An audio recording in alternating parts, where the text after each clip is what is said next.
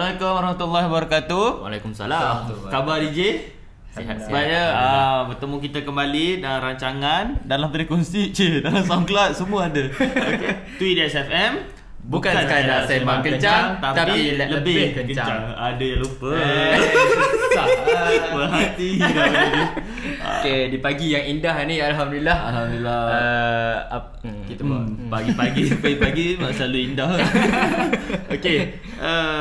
Sekarang kita dah alhamdulillah penerimaan yang baik daripada pendengar yang lain. Tiba-tiba. betul lah. Betul lah tu. Okey, jadi kita teruskan dengan untuk ni minggu yang ke-6.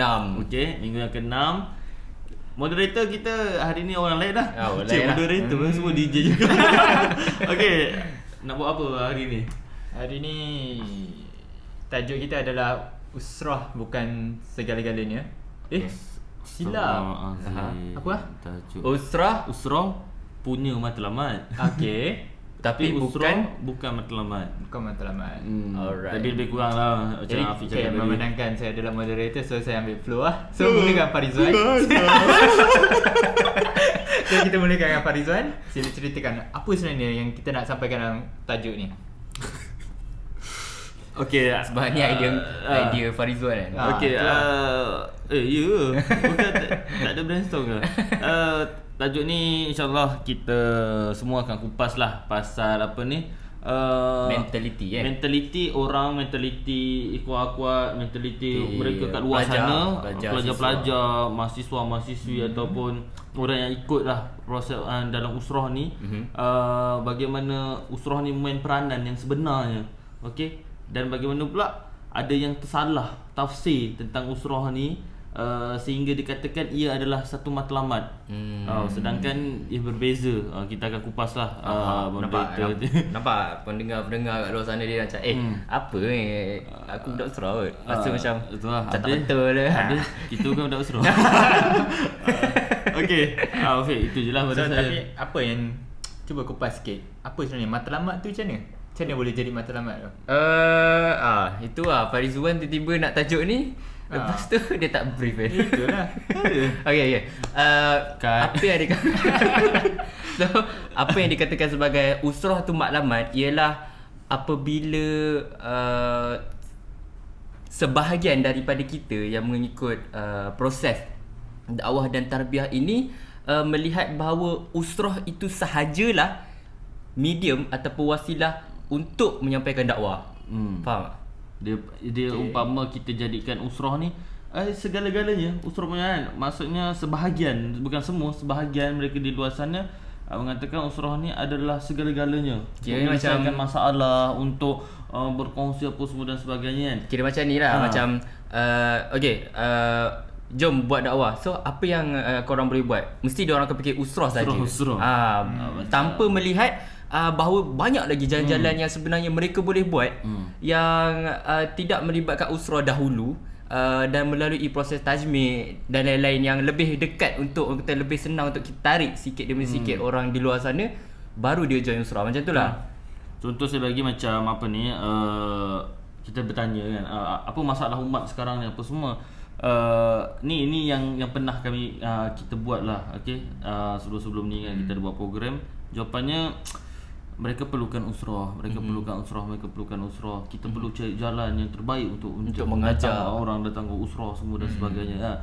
Itulah isu. So isu kita bukan nak condemn usrah, memang taklah, jauh sekali. Tapi hari ni kita nak betulkan balik, kita nak tunjukkan balik, kita boleh bercakap lah sebab atas kapasiti kita pun sendiri ikut usrah. Jadi tak ada masalah untuk kita kupas isu ni. Jadi mungkin Afiq boleh teruskan dengan apa Afiq nak buat. Ni apa benda lah pas balik ni. Okay, so basically kalau kita nak katakan bahawa usah tak usah ada orang kata bahawa yalah, dia dah jadi mindset macam dia cuma nampak usrah aje benda yang patutnya kita buat. Tapi kita menolak benda-benda lain sebagai sebahagian daripada kehidupan kita. Sebagai contoh, kita katakan bahawa kita hidup dan mati untuk dakwah dan tarbiyah lah kan. InsyaAllah. Tetapi bila kita kata sepanjang kehidupan kita, kita letak dakwah dan tarbiyah tu hanya pada usrah. Maksudnya kalau kerja tu kita tak letakkan sebagai dakwah dan tarbiyah. So in a way kita sebenarnya berada dalam konflik dalaman bahawa kita kata okay, aku hidup dan mati untuk dakwah dan tarbiyah. Tetapi kita membuat sesuatu yang kita gelarkan kerja tu sebagai bukan dakwah dan tarbiyah, kita tetap buat benda tu. So kita tak secara menyeluruh lah. So sebenarnya apa yang definisi dengan dakwah dan tarbiyah ni? Dia macam mana? Sebab kalau kita katakanlah usrah ni bukan matlamat. So di mana usrah ni sebenarnya? Okay, apa posisi dia? Kita reflect balik kepada adik-adik di luar sana, mungkin dia tak biasa dengan perkataan usrah ni. So kita cerita balik lah. Usrah ni merupakan salah satu macam ni. Usrah ni maksudnya adalah keluarga, betul? Betul kan? Betul. Bulatan. Ya ke? Bulatan. Bukanlah bulatan, keluarga. So kira usrah ni merupakan satu terms yang digunakan yang membawa maksud keluarga, di mana kita lihat pada masa kini institusi kekeluargaan tidak memberikan ataupun tidak menjalankan fungsi yang baik dalam mendidik anak-anak mereka atau dalam mendidik kita lah sendiri untuk orang kata hidup dengan cara Islam yang sebenar. Orang kata tidak semua keluarga yang mempunyai ataupun orang kata mengamalkan gaya hidup Islam yang sebenar. Jadi usrah ini ditubuhkan supaya kita wujudkan keluarga baru yang mana antara sang murabbi dengan mutarabbinya saling saling menasihati, saling memimpin supaya ahli di dalam keluarga usrah itu mengamalkan cara hidup yang sebenar lah. Dan ianya diasaskan oleh Syahid Hasan Al-Banna. Betul lah? Betul kan? Syahid Imam Hasan Al-Banna. So dia meletakkan satu cara bahawa usrah ni merupakan satu cara yang muntaj dalam pembinaan manusia, pembinaan muslim yang sebenar. So dan kebanyakannya apabila kita kata pasal usrah, mesti dia orang akan berfikir pasal bulatan gembira semua. Itu semua sama lah usrah tu. Cuma bulatan gembira tu boleh je tak buat bulat kan. Boleh je buat segitiga. Petak boleh. Atas kerusi meja makan pun boleh. Jadi ia Skype pun boleh. So apa? Skype lah. Okay. So fungsi usrah ni telah orang kata dia dah jalan banyak dekat institusi pendidikan lah. Betul. Banyak kat U. So kita orang selalu budak-budak U ni dia tahulah usrah tu apa. Kat college apa semua. Sebab memang kenapa? Sebab kebanyakan daripada usrah ni memang banyak dijalankan permulaan ataupun ramai yang mengenali usrah ni di universiti lah. Sebab sekarang universiti sini banyak persatuan-persatuan contoh persatuan mahasiswa Islam, institusi tersebut ada NGO kat dalam tu, ada murabi-murabi yang ada kat dalam tu kan, yang hidupkan sistem usrah ni kat universiti. Satu perkara yang baik lah sebenarnya. Jadi dari segi pembinaan Muslim itu, maknanya setiap ahli usrah ataupun pelajar akan didedahkan bagaimana untuk menjalani hidup din yang sebenar. Tapi adalah beberapa orang kata miskonsep pasal usrah ni, di mana kebanyakan daripada ahli tak adalah kebanyakan sebahagian daripada ahli usrah itu menganggap bahawa untuk menjalankan kerja dakwah dan tarbiyah adalah dengan cara usrah saja. Jadi itulah benda yang kita nak kupas sebenarnya. Maknanya tadi Afiq kata pasal memang kita hidup ni untuk menjalankan dakwah dan tarbiyah.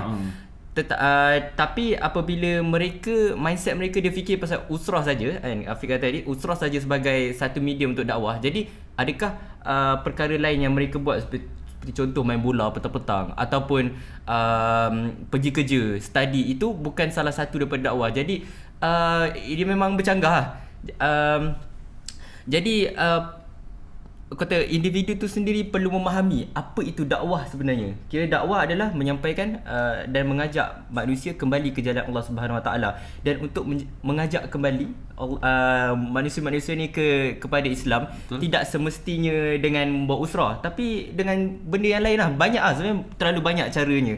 Dan kita akan kata bincang lebih lanjut tentang peranan seseorang individu ataupun peranan sebagai seorang pekerja, sebagai seorang pelajar, dan juga apa unlimited possibilities yang mereka boleh buat supaya orang-orang di luar sana yang kata hidup jauh daripada amalan agama Islam yang sebenar kembali kepada. Takkan orang kata contoh orang yang jauh ni kan, kita tiba-tiba datang dan terus nak ajak dia ke usrah apa semua. Jadi satu benda yang tak kena lah. Sebenarnya usrah ni adalah satu stage di mana sebelum itu sebenarnya ada proses tajmid tu. So dari situ baru kita tarik sikit demi sikit untuk kita bina dia betul-betul dalam usrah tu. So maknanya to jump to conclusion yang dakwah itu usrah semata-mata tak boleh lah. Sebab kena ada jalan-jalan lain yang mereka perlu lakukan untuk kita preach orang-orang target group supaya mereka semua ni mengenali kita dan seterusnya mengenali Islam. Pasal yang menarik lah. Pasal menarik. Saya tak berapa clear apa, saya minta maaf lah. Tak boleh replay balik. Saya setuju lah dengan Nazirul sebenarnya.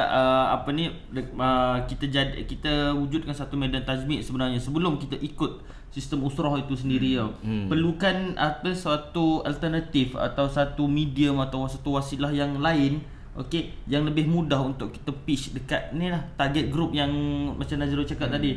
Saya ambil contoh macam malam tadi lah. Okey, sekarang bulan apa? Bulan 10 kan. Tiba terus dah. Okey, kami buat motor dekat Kampung Baru kan. Tengok mak rompet terlalu ramai kat situ. Adakah kita nak terus pergi? Bang, jom kita pergi usrah kejap.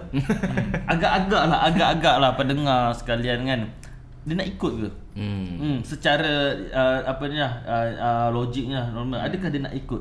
Okey, atau boleh kita approach dia melalui saya bagi contoh lah, baju lauk bagus lah ni kan, ni baju ni tutup aurat ni, inilah sunnah Rasulullah ni. Dia suka-suka. Lepas kita cakap lagi bagus kalau pergi solat lah. Salah satu alternatif, okey, untuk tunjukkan Islam tu lah adalah cara hidup dan dia macam-macam cara. Dan dah melalui proses medan tajmid yang lain apa sunnah sebagainya, boleh kita ikut usrah. Dan usrah bukannya tamat kepada dakwah dan fardiyah dan tarbiyah seseorang individu tu. Usrah tu ada pula matlamatnya. Untuk apa seseorang individu nak capai kan. Baik dalam bidang pekerjaannya, dalam bidang pelajaran dia, dalam bidang apa yang dia nak capai lah. Dekat usrah tu pemula sebenarnya, bukan yang akhir kat usrah. Tapi dia pemula di mana berbincang, bercakap kita baca Al-Quran, tafsir semua dan sebagainya kan. Dekat situ patutnya pula. Itu pada saya lah mentality skeptical mahasiswa-mahasiswa kat luar sana sebenarnya. Betul. Tentang usrah. Ya, macam mana Fiq? Tanya Fiq. Terus ni. Okey, sebelum kita fair sikit lah. Tanya. Pada Afiq kan, Afiq awal tadi Afiq dah cakap kan, usrah ni memang bukan segala-galanya, tapi usrah semuanya perlu bermula dengan proses tarbiyah. Boleh cerita sikit sebenarnya untuk clearkan benda-benda ni sebenarnya. Moderator lah kena tanya. Time ni pula lupa quote daripada siapa, tapi ada satu quote tu bahawa tarbiyah bukan segala-galanya, tetapi segalanya bermula daripada tarbiyah lah. So dalam kita membina manusia, usrah bukan segala-galanya, kan? Tak betul lah ni. Tarbiyah bukan segala-galanya, tapi dengan tarbiyah tu permulaan kepada segala-galanya. Permulaan kepada segala-galanya lah. So basically kalau yang Farizan sebut pasal mak rempit dan sebagainya, itu lebih kepada dakwah fardiyah. Dakwah fardiyah tu pun sebenarnya dia part of wasilah tarbiyah. Dia part salah satu cara dan sebagainya. Dan memang kalau kita nak ke arah pembinaan manusia yang paling sempurna adalah melalui usrah lah.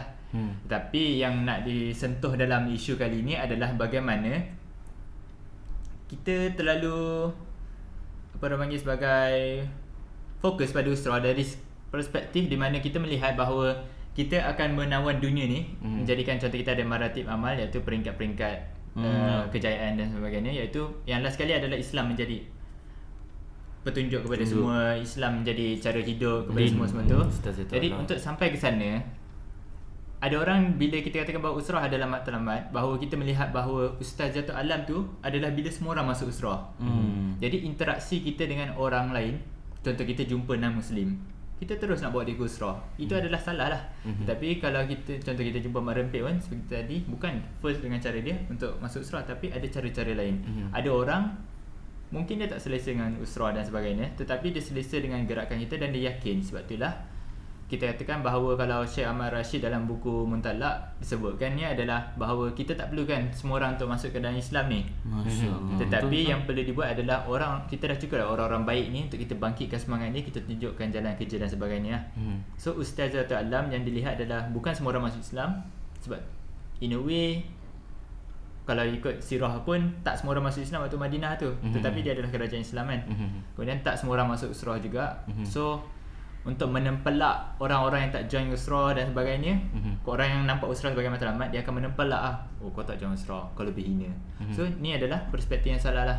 So sepatutnya usrah ni hasil dia adalah kita bina manusia jadi seorang yang sangat bagus. Dia boleh kawal orang yang tak masuk usrah, dia kawal dengan cara yang bagus, disantuni dan sebagainya. Orang yang join usrah pun disantuni sebagainya. So hasil usrah adalah individu lah. Dan secara kolektifnya hasil kepada usrah tu sebenarnya produktiviti seseorang individu tu kan, cara dia menyantuni orang yang ikut ataupun yang tidak ikut sistem usrah itu sendiri, terlahirnya daripada itulah macam Afiq kata kan, permulaan kepada segala-galanya itu adalah tarbiyah itu sendiri, usrah itu sendiri, tapi dia bukan segala-galanya. Jadi kalau pendapat saya usrah ni ia merupakan satu cara tarbiyah, dan maklumat dia sebenarnya lebih kepada macam mana, antara maklumat usrah itu adalah untuk melahirkan individu-individu yang mampu jadi rujukan kepada orang lain dalam bidang masing-masing. Kalau sebagai contoh, dalam usrah tu ada dalam 10 orang. So setiap orang dibina untuk menjadi rujukan kepada non-muslim lain ataupun muslim-muslim lain yang jauh daripada agama Islam, dari segenap aspek. Sebagai contoh, dari contoh pengurusan wang, ataupun dari contoh penghasilan makanan, buat benda, semua benda. Jadi bila muslim itu dirujuk orang muslim yang join usrah tu dirujuk oleh orang lain, maka itu dikatakan sebagai satu kejayaan lah. Usrah itu sendiri dalam melahirkan orang yang mampu jadi khalifah di dalam bidang masing-masing. Jadi tak mestinya untuk menarik orang kembali kepada agama Islam itu kita perlu tarik orang lain tu semua untuk join usrah. So tidaklah. So permulaan itu adalah kita menjadi rujukan, baru sedikit demi sedikit kita akan bina mereka dalam proses usrah. Itu pun kalau mereka nak join usrah, sebenarnya ada cara lain lah yang mampu kita lihat membina orang untuk kembali kepada agama Islam tu, untuk menjadi individu muslim yang berjaya. Macam tu lah. So hari tu tak silap ada buat, Nazirul Aziz ada buat ni tau, sesi change maker berbulan. Dan ada satu kajian hari tu yang bincang bulan puasa. benda yang berlaku. Apa yang berlaku sebenarnya? Itulah change maker? sebenarnya change maker ni adalah satu istilah baru lah. Dia sebenarnya change maker ni sama lah, pendakwah juga. Change maker juga adalah khilafah. Khalifah. Jadi change maker ni merupakan satu kata terms baru yang pada saya lebih catchy lah, lebih berinovasi lah. Tak kata khalifah tu tak berinovasi kan. Tapi change maker ni roh inovasi tu lebih meluas lah. So dalam masa saya dalam proses untuk saya brainwash ataupun ice breaking peserta-peserta tu, peserta sesi change maker saya tu, saya lihat bahawa untuk menyelesaikan masalah ummah, dia macam ni, change maker ni adalah lebih kepada macam mana masa tu lah saya ajar mereka macam mana untuk cari idea perjuangan masing-masing. So dengan mencari idea perjuangan itu adalah dengan menganalisa masalah-masalah yang berlaku di sekeliling mereka lah. Jadi apa yang mereka nampak cumalah contoh masalah mereka adalah orang tak ikut usrah, itu saja. Mereka tidak nampak perkara-perkara lain juga dijadikan sebagai satu jalan dakwah yang kata dapat membantu manusia untuk kembali juga pada agama Islam. Sebagai contoh isu gelandangan ataupun isu basic need, macam contoh kalau warga pedalaman sana tidak ada orang kata supply air yang cukup. Jadi dengan kata kita selaku change maker ni, kita bagi supply air kepada mereka, itu juga merupakan satu jalan dakwah di mana bila dah ni kita dah melaksanakan, kata dah mengukuhkan basic need dia orang, dari situ baru kita mula sikit demi sikit untuk kembali ke jalan yang sebenar. Bukannya terus menyusun sistem usrah, nak kena ada orang ni menjaga kan ni, tidak. Tapi itulah realitinya. Maknanya mereka masih lagi memikirkan bahawa untuk menjalankan dakwah secara kreatif semua tu masih jauh lagi lah. Mereka masih tak kata usrah tu tak kreatif apa, tidak. Tapi nak kata yang sebenarnya masih banyak lagi jalan yang perlu kita buat, yang perlu kita ceburi sebagai khalifah di bidang masing-masing untuk menjalankan dakwah itu. Bukan semata-mata usrah saja. Itulah sedikit sebanyak yang saya dapat lah. Macam Najrul cakap tadi, memang saya setuju, terus setuju. Pada saya, kita sebagai khalifah, sebagai da'i kan, sebenarnya bila masuk, saya sendiri ada dalam sesi changemaker tu sendiri, melihat sebenarnya kita banyak lagi perlu kita buat pembaharuan dalam gerak kerja kita sebenarnya. Banyak lagi isu yang kita boleh tackle sebenarnya. Okey, macam Najul cakap pasal air tu, okey, pemanasan global. Boleh tak seorang da'i selesaikan pemanasan global? Yes, boleh. Okey. Itu ada satu tuntutan. Ada satu cara dia. Macam mana kita nak selesaikan even jalan pun, jalan berlubang, boleh tak da'i nak selesaikan? Yes, boleh sebenarnya. Okey, itu antara yang kita boleh tackle sebenarnya. Banyak isu-isu macam ni sebenarnya. Orang yang mengikut usrah ini, mereka memang ingin menjadi pendakwah, tapi mereka melihat bahawa dakwah mereka, skop mereka hanya untuk usrah. So itu perkara yang tidak patutlah. Pengislahan ummah bukannya berlaku dalam aspek tauhid ataupun rohaniah saja, tapi pengislahan ummah itu berlaku dalam sudut fizikal juga. Gaya hidup, budaya, minded, tu semua kita kena sentuh juga untuk memastikan umat Islam yang kukuh dan berjiwa besar, orang kata mempunyai jati diri yang tinggi. Kita perlu tackle semua benda. Tak semestinya dengan cara usrah sajalah, ataupun tackle bahagian benda-benda yang pembinaan diri, tapi lebih kepada banyak lagi prasarana. Kalau tak, sampai bila umat Islam ingin menjadi umat pengguna, di mana mereka-mereka yang perlu tampil untuk menghasilkan franchise macam pengeluar, untuk kalahkan McD contohnya, untuk buat coffee house sendiri globally, satu dunia pegang menggunakan produk kita. Bagaimana kita nak membina jet-jet pejuang, macam mana kita nak menjadi seorang yang mengeluarkan roket kita sendiri. Kalau sekiranya da'i-da'i ini hanya memikirkan usrah saja sebagai cara untuk mereka berdakwah, tetapi tidak pada benda lain. Sebagai contoh, contoh mudah, engineer, kalau mereka fikir dakwah mereka hanya usrah, macam mana mereka nak menghasilkan robot-robot yang canggih? Faham tak? Jadi itulah penekanan yang selama ni saya cuba tekankan, bahawa pengislahan ummah itu bukan semata-mata usrah ataupun semata-mata pembinaan diri, tapi juga pembinaan dari sudut infrastruktur. Dia melakukan semua sesuatu. Pada saya perlu sebenarnya orang yang ikut usrah ni boleh kita jangka ke dalam jutaan lah. Kalau kat dunia, even Malaysia ni kita boleh ambil dalam mungkin ratusan ribu. Okey, mungkin 1 juta, 2 juta daripada 30 juta penduduk Malaysia. Bayangkan seorang setiap ahli membuat sesuatu kerja, bukan sekadar usrah saja, maka pasti Malaysia akan lebih baik. Okey, baik mereka daripada usrah itu bukannya terdiri daripada golongan pelajar saja, baik engineer, doktor, peguam semua dan sebagainya, golongan profesional, tidak profesional, separa profesional, pelajar sendiri kan. Mereka melakukan sesuatu hasil daripada usrah itu sendiri, maka lahir satu sistem yang lebih baik sebenarnya. Macam mana saya cakap, kita boleh tak kita wujudkan kopi kita yang sendiri kan, daripada kita bergantung pada Starbucks saja untuk minum kopi. Boleh sebenarnya.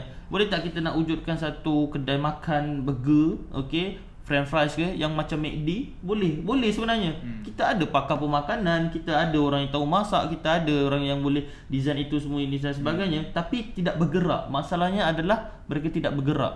Nah, itulah sebenarnya, hanya bincang dalam usrah semua dan sebagainya. Oh, kita ada masalah ini, okey, stop dan habis. Tapi tidak bergerak. Tidak bergerak itulah lahirnya sesi changemaker yang akan menyusul akan banyak lagi lah. Sesi changemaker ni terus promote changemaker. So basically kita katakan bahawa usrah ni penting supaya kita boleh bina manusia-manusia. Tapi manusia yang bagaimana itulah kita panggil sebagai muasafat tarbiyah lah. Sifat-sifat tarbiyah yang sepatutnya wujud selepas ditarbiyah, iaitu 10 tu lah. Ke-10 iaitu kecemerlangan diri dan sebagainya. So maksudnya bila kita dah join usrah, sepatutnya kita jadi cemerlang lah, segenap aspek. Kalau kita tengok Ikhwanul Muslimin lah, masing-masing sangat luar biasa lah. Contoh, kalau kita tengok ada kes tu pernah berlaku, ada salah seorang orang tinggi dalam Ikhwanul Muslimin, pihak musuh pergi geledah bank dia, dan diorang dapati setiap bulan ke setiap tahun dia bagi 15 juta. Mana mungkin 15 juta tu dapat dengan hanya membawa usrah semua tu. Tapi maksudnya usrah tu yang membina dia untuk jadi seorang yang sangat luar biasa, dan dia mengadakan amal Ya. Apa benda lah? Amal bukan, amal macam ni, amal fitrah bukan. Amal kebajikan. Amalan lah. Contoh macam Presiden Morsi. Dia kalau sekadar usrah, sekadar datang macam tu, dia kiranya kalau kita kata bahawa usrah ada matlamat, maka bila dia jadi pemimpin, apa dia buat adalah dia buat usrah je, tapi dia mampu memimpin negara. So maksudnya usrah tu bukanlah benda yang dikejar, tapi usrah tu yang membina dia jadi pemimpin yang sangat hebat. Saya ambil contoh lagi macam ekonomi muslim itu sendiri. Beberapa bulan yang lepas saya ada baca satu artikel lah, bukan satu, banyak lah artikel kan, dari mana penyokong-penyokong ekonomi muslimin ini kan di penjara. Okey. Dan tapi sebelum-sebelum mereka dah buat macam-macam lah. Okey. Lakukan apa yang mereka nak buat. Tapi bila dalam penjara memang tak boleh buat apa. Tapi apa yang mereka dapat, semuanya hafal Al-Quran di dalam penjara itu sendiri. Menunjukkan yang sistem usrah itu sebenarnya melahirkan individu yang cemerlang. Wa imma dalam penjara sendiri mereka lakukan sesuatu, iaitu apa? Hafal Quran habis. Okey, dalam penjara. Kalau kita tak ada buat apa-apa. Tapi bagaimana orang yang ikut ni, itulah sebenarnya kita nak tackle sebenarnya. Baru nak tackle dah nak habis dah. Itulah bendanya sebenarnya. Itu lah, cuba bayangkan apabila kita tak payah ambil banyak padam pula kamera lah. Okey. Geram aku. Okey, katalah dalam usrah tu sendiri, dalam Malaysia kita ambil 500 je lah. 500 yang join usrah, dan hasilnya 500 orang itu kita hantar dia ke setiap bidang. Setiap bidang yang ada kat Malaysia ni.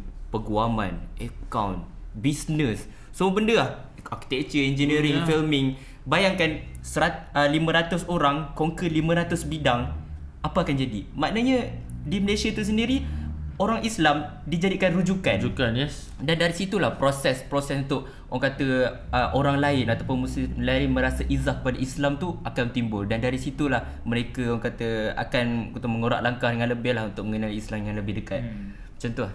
Jadi Afiq macam mana nak tambah? So last lah. Ini kan bila kita katakan bahawa usrah ni bukan matlamat dan sebagainya, tapi kita perlu yakin, beriman bahawa usrah ni sangat penting. Sebagai contoh lah, kita ada filmmaker seorang ni, Nazirul. Let's say satu hari ni nanti insyaAllah dia berjaya mengubah dunia perfilman, dia mencorak semua tu jadi rujukan. Tetapi kalau tak berlakunya, contoh Nazirul tak bawa usrah ke apa, kita tak bina filmmaker yang lain, maka lepas Nazirul siapa pula? Contoh kalau kita tengok dalam bola lah dulu, kalau Malaysia kita sebagai dekat yang kita, iaitu Mokhtar Dahari. Selepas Mokhtar siapa? Okay, Lee Chong Wei. Lepas Lee Chong Wei siapa? So sangat penting untuk kita bina lapisan. Maka di situlah usrah tu ada dikembangkan dan dia memastikan ada rantaian dakwah tu berterusan lah, insyaAllah. So ada perjuangan kita tu disambung. Maknanya kira dakwah kita ni feasible dan apa dia tu? Viable. So maknanya kalau contoh kita ambil Steve Jobs lah. Selepas Steve Jobs mati, di mana mereka tercari-cari Steve Jobs yang lain. So kalau bayangkan Steve Jobs bawa usrah 10 orang. So insya-Allah 10 orang itu mempunyai minded yang sama dengan dia, dan seterusnya menyambung lah perjuangan dia. Lagi hebat kan. Lagi hebat sebab ada 10. Betul. Jadi itulah topik kita hari ni. Baru boleh tak ada. Jadi itulah pada konklusinya memang topik kita hari ni, kita bukan nak condemn sistem usrah itu. Sebaliknya kita bersetuju. Malah kami sendiri pun ikut sistem usrah ini sendiri. Tapi perlu untuk pendengar-pendengar, penonton, siapa lagi? Penonton-pendengar, pembaca, ada ibu kan. Faham apa sebenarnya usrah ni patut lahirkan, patut wujudkan, patut terlahir daripada sistem ini sebenarnya. Jangan kita letak pada kepala kita yang inilah segala-galanya. Bukan. Tapi ada lagi yang lebih jauh sebenarnya kita perlu tackle. Jadi itu saja daripada kami, Tu Idiots FM. Tak, sebelum ni DJ radio lain. Itu dia Tu Idiots, bukan sekadar sembang kencang tapi lebih kencang. Sirak aku. Bye. Assalamualaikum. Sekejap sebelum tu kepada pendengar di luar sana, anda semua boleh jadi subscriber Tu Idiots FM dengan hanya membayar RM10 untuk satu season. Anda boleh diberi kita akan memberi subscriber kita siri-siri ebook kami. Yalah kami lah. Betul lah. Kita ni dia macam acih sikit. So kami akan memberikan siri e-book secara percuma kepada subscriber 2 Idiots FM, yang mana setiap episod yang kita kupas tu kita akan hasilkan dalam bentuk e-book untuk mereka baca dan membawa sebagai rujukan lah. So insyaAllah dengan RM10 saja untuk 12 episod. Siapa yang subscribe lambat pun insyaAllah kita bagi 12 juga. Tak ada masalah, insyaAllah. Bolehlah rujuk-rujuk link description YouTube di bawah ni, ataupun terus refer kepada page 2 Idiots FM. Ni apa ni? Lupa pula. Tak familiar pula. Masa Syabab ni, Masa Syabab ni bukan sponsor kita lah. Terima kasih kepada Masa Syabab, 2 Idiots FM, dan juga dia orang ada pesan lah sikit sebelum kita nak habis ni. Dia orang baru call tadi. So, inilah buku-buku khas buku-buku khas publication, yang mana satu ni atas meja ni tahu aku khas, yang ditulis oleh founder Hamzah Syabab, dan sebelah ni adalah Novelog Jom Drop, karya Nazirul Haziq. Sekarang dia ada kat mana pun saya tak update sebab dia selalu merata kan. Next. Ni macam sinergi macam biasa. Boleh tengok sinergi. episod yang sebelum ni saya dah terangkan sikit. Jadi siapa nak beli sinergi majalah Islamik yang buka. dekatnya remaja ni boleh rujuk page sinergi sinergi lah. Majalah sinergi. Okay? Salam apa? Salam minggu ke-6 lah. Jumpa anda jumpa semua lagi di minggu hadapan dengan tajuk yang lagi best. Assalamualaikum Warahmatullahi wabarakatuh. Macam awkward. Apa benda berterabur ni? Betul lah. Aku rasa sebab petang kan.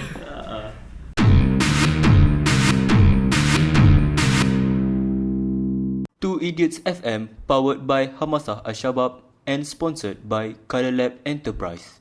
So DJ Farizwan, give your opening. It's no problem for me. No worry. For me, it's quite good actually. When we on air in overseas. Jadi perbincangan kali ni dirasa apa kata, perbincangan kali ni rasanya tak bias lah. Sebab kita ada Farizwan, DJ Farizwan yang sangat cemerlang akademiknya dari STPM ya, Masya Allah, straight A plus bintang, straight. Dan kita juga ada orang paling loser ni dalam sejarah A-level, Intek, Hafiz Azlan. Kosong. Tak pernah dicapai oleh mana-mana manusia. Saya nak cuba potong dia tapi dapat makan satu. Kali ni kita sembang santai je lah. So kepada pendengar-pendengar dan penonton YouTube, juga pendengar SoundCloud, bolehlah loose-loosekan sikit bahu dulu. Kita loosekan kita punya ketegangan otot. Kita hari ni nak bincang tentang apa yang diperlukan oleh kita generasi Y ni lah untuk hidup lama.